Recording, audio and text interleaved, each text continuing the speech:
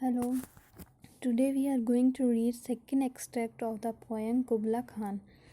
S D Coleridge ने first extract में बताया था कुबला खान के बारे में, और लास्ट में हमने देखा था कि उन्हें इंटरप्ट कर दिया था, इसलिए वो अपना ड्रीम आगे नहीं लिख पाए। तो अब वो जो सेकेंड एक्सट्रैक्ट में बता रहे हैं वो उन्होंने एक दूसरा ड्रीम देखा है कुबला खान के ड्रीम के बाद में। जब उन्हें कुबला खान के बारे में उन्होंने ड्रीम देखा, उसके बाद में कुछ समय बाद में जब वो वापस होते हैं तो उन्हें एक दूसरा ड्रीम आता है। वो ड्रीम आता है एक अब्सिनियन मेड का, मतलब एक वुमन, एक गर्ल है जो कि मतलब प्ले कर रही है अपने म्यूज़िकल इंस्ट्रूमेंट को और सिंगिंग कर रही है माउंट एबोरा के बारे में। So let's start this poem. That what is poet telling about Abyssinian maid, a damsel with a dulcimer। अब पोइट बता रहे हैं कि डार्कनेस थी और उसके अंदर एक डुलसिमर था, एक काइंड ऑफ म्यूजिकल इंस्ट्रूमेंट था। इन ए विज़न वन साइड सो, तो वो एक विज़न में देखा उन्होंने, एक ड्रीम में देखा इसे कि एक damsel with a dulcimer, it was an Abyssinian maid. अब उन्होंने विज़न में देखा कि एक अब्सिनियन मेड है जो कि अपना एक म्यूज़िकल इंस्ट्रूमेंट बजा रही है जो कि इसके अंदर डुलसिमर है।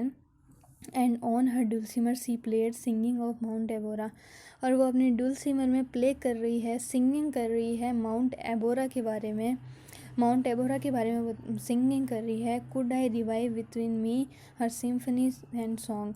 अब वो पोइट कह रहे हैं कि यदि मैं उसके सॉन्ग को वापस रिमेंबर कर पाऊँ कि वो सॉन्ग में क्या बता रही है माउंट एबोरा के बारे में, तो इसके अंदर मैं उस सॉन्ग को अगर रिकॉग्नाइज़ कर पाऊँ वापस, to such a deep delight to with win me that with music loud and long. अब बोल रहा है जब वो उसके सिम्फनी सॉन्ग को जो मुझे डीप डिलाइट कर रहा है उसे मैं रिकॉग्नाइज़ कर पाऊँ, उसके म्यूज़िक को जो कि वो लाउड और लॉन्ग है उसको रिकॉग्नाइज़ कर पाऊँ, तो मैं क्या करूँगा। I would build that dome in air, तो मैं उस डोम को जो कि कुबला खान ने बनवाया था, कहाँ बनवाया था, जेनेडू में बनवाया था, तो उसने तो धरती पे बनाया था और मैं वो डोम बनाऊंगा एयर में। तो जब यदि मैं उस जो अब्सिनियन मेड है उसका जो सॉन्ग है उसको वापस रिकॉग्नाइज रिमेंबर कर पाऊँ कि वो माउंट एबोरा के बारे में जो सिंगिंग कर रही थी वो क्या था, मैं उसको रिकॉग्नाइज़ कर पाऊँ, उसके डिलाइटफुल सॉन्ग को रिकॉग्नाइज़ कर पाऊँ जिससे मैं डिलाइट हो रहा था, उसका जो म्यूज़िक है लाउड उसको रिकॉग्नाइज़ कर पाऊँ, तो मैं भी एक है ना डोम बनाऊँगा। और वो डोम मैं कहाँ बनाऊँगा, हवा में बनाऊँगा। अगर मैं उसके सॉन्ग को दोबारा कर रहा हूँ, कुबला खान ने तो वो डोम धरती पे बनाया था, मैं हवा में बनाऊँगा। That sunny dome those caves of ice and all who heard should see them there and all should cry beware. अब वो बोल रहे जब मैं उसको हवा में बनाऊँगा, वही जो सनी डोम था, मतलब और दोज केव्स मतलब सनी डोम था जो मतलब बाहर सन है और अंदर केव्स आइस से जमी हुई हैं, तो मैं वैसे ही एक डोम एयर में बनाऊंगा। और जो इस डोम के बारे में सुनेगा वो क्राई करेगा बी वेयर, मतलब सावधान करेगा लोगों को।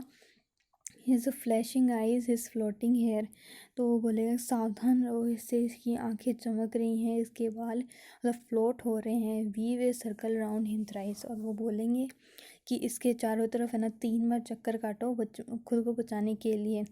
तो क्या है इसके अंदर ये मतलब गोइंग राउंड पर्सन 3 टाइम्स, उसको मतलब उसके चारों तरफ 3 बार चक्कर काटो जिससे हम ना उसे अपनी मैजिकल सेल में ना बाइंड कर सकें, क्योंकि ये जो मिरेकल ही होगा कि वो डोम को एयर में बनाएगा। And close your eyes with Holi red, और फिर अपनी आंखों को बंद कर लो होली रेड। यहाँ पे भी अपन विरोधाभास दे सकते हैं कि पवित्र डर, होली रेड पवित्र डर, यहाँ पे विरोधाभास है पवित्र डर में।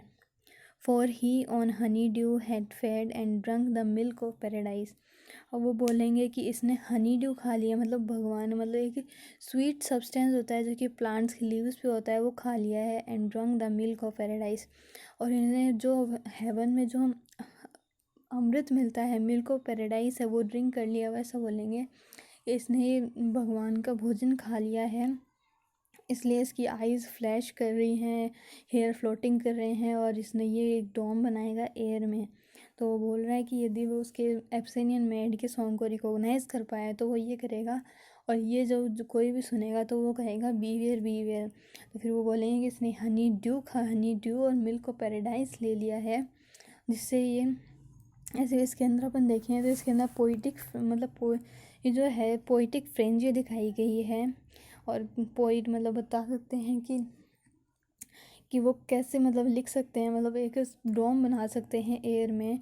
और इसमें अगर एक्सट्रैक्ट में देखें तो अपने ऑक्सीमोरॉन जो एक फिगर ऑफ स्पीच है वो देख सकते हैं कि इन सब में विरोधाभास है। विरोधाभास कैसे है कि डोम एयर में तो बन नहीं सकता। दूसरा विरोधाभास ये है कि होली ड्रेड मतलब पवित्र डर नहीं होता, यहाँ पे भी विरोधाभास है। और अपन ये देख सकते हैं। और माउंट एबोरा के बारे में देखें तो ये माउंट एबोरा अभी है इथोपिया में, मतलब अफ्रीका में है। और ये जो अब्सिनियन मेड है, जो ये अब्सिनियन गर्ल है, अब्सिनियन मेड मतलब अनमेरिड गर्ल भी देख सकते हैं अपन, ये है। ये एक सॉन्ग गा रही है, सिम्फनी सॉन्ग है। और ऑथर पोइट बोलता है यदि वो रिकॉग्नाइज कर पाए तो ऐसा होगा और लोग बीवेयर बीवेयर कहेंगे। तो this is our second extract of the poem कुबला Khan. So I hope you understand this second extract also. For now I will give you a short summary about the full poem that you may remember it. So देखिए कुबला खान के बारे में S D Coleridge ने इतना बताया है कि कुबला खान एक मंगोलियन रूलर है। उसने जेनेडू में एक प्लेस बनाने को कहा जो कि एल्फ रिवर, जो कि एक सेक्रेड रिवर है, उसके किनारे पे बनना था, जो कि 5 माइल ऑफ फर्टाइल ग्राउंड पे बनना था। और सोल्जर्स ने वैसा बनाया है। वहाँ पे वो फ्लावर्स ब्लूज़म कर रहे हैं, वहाँ के फॉरेस्ट हिल के जितने ही पुराने हैं। वहाँ पे एक डीप रोमांटिक चेस में है कि जब वो रिवर स्लैंट कर रही है तो आवाज़ें आ रही हैं, जिगजैग वे में आ रही हैं। और उसके दोनों तरफ सेडन के ट्रीज़ लगे हुए हैं और एक फियरफुल प्लेस की तरह लगता है वो। ऐसा लगता है कि डिम शाइनिंग मून में एक वुमन है, वो अपने डेमन लवर को ढूंढ रही है। और जब वो रिवर आती है तो ऐसा लग रहा है कि धरती हाँफ रही है। और जो वो रॉक्स मतलब ऊपर उठती हैं वो डांसिंग ऐसे लग रही है। और वो जो उसके अंदर पानी में गिरती हैं तो उसकी जो शेडो है प्लेस की वो भी हिलती हुई दिखती है। और उसके बीच में कुबला खान अपने एक एंसेस्टर की वॉइस सुनता है जो कि है ना फ्यूचर में होने वाले वॉर के बारे में बता रहा होता है। और लास्ट में हम देखते हैं कि मिरेकल होता है जिसके अंदर बताया गया है कि बाहर तो गहरी धूप निकली हुई है और अंदर आइस की केव्स हैं। कुबला खान के बारे में इतना बताया है। सेकेंड एक्सट्रैक्ट में वो एक अब्सिनियन मेड की बात करते हैं जो कि उन्होंने दूसरे विज़न में देखा है। कुबला खान के बाद में जब वो वापस सोए तब उन्हें एक विज़न आया जो कि एक अब्सिनियन मेड का था, मतलब एक अनमेरिड गर्ल का था, जो कि अपने डुलसीमर पे एक सॉन्ग गा रही थी। और सॉन्ग में वो एड्रेस कर रही थी माउंट एबोरा का। माउंट एबोरा कहाँ है? इथोपिया। और वो उसको दूसरा नाम देखे तो अफ्रीका में है। वो एक सॉन्ग गा रही है और पोइट कहते हैं यदि वो उसके सॉन्ग को, जो माउंट एबोरा के बारे में वो सॉन्ग गा रही थी, उसे वापस रिकॉग्नाइज कर पाएँ तो वो भी एक डोम बनाएंगे। कहाँ? एयर में एक डोम बनाएंगे। और वो भी वैसा ही डोम बनाएंगे, मतलब जैसे वो मिरेकल था सनी डोम और वो केव्स ऑफ आइज, ऐसे ही डोम बनाएंगे। और जो भी इस महल के बारे में सुनेगा वो कहेगा बीवेयर बीवेयर, कि इससे बीवेयर रहो। और वो बोलेगा कि इसके चारों तरफ 3 चक्कर काटो जिससे हम इसे मैजिकल सेल में कैप्चर कर पाएँ। और फिर वो बोलेंगे कि इसने हनी ड्यू और मिल्क ऑफ पैराडाइज पी लिया है, देवताओं का भोजन कर लिया है, इसलिए इसके अंदर डिवाइन इंस्पिरेशन आ रही है। मतलब कि मतलब जो चीज़ संभव नहीं है वैसा है। तो ऑक्सीमोरॉन का फिगर ऑफ स्पीच का यहाँ उपयोग किया गया है। So this is our poem written by S.D. Coleridge, and I want to say that S.D. Coleridge and William Wordsworth was the greatest poet and great friend also. And in literature, the greatest poet we can say William Shakespeare. Okay, this is our poem S.D. Coleridge Kubla Khan, a vision in a dream, a fragment. ये आपको याद रखें, ये जो second title है इसे याद रखना चाहिए क्योंकि फिल इन द ब्लैंक्स में ये आ सकते हैं। ए विज़न इन ए, फिर ब्लैंक दे सकते हैं। तो ऐसा इस लाइन को भी याद रखना है, a vision in a dream a fragment. Okay, this is our poem. I hope you understand. Thank you.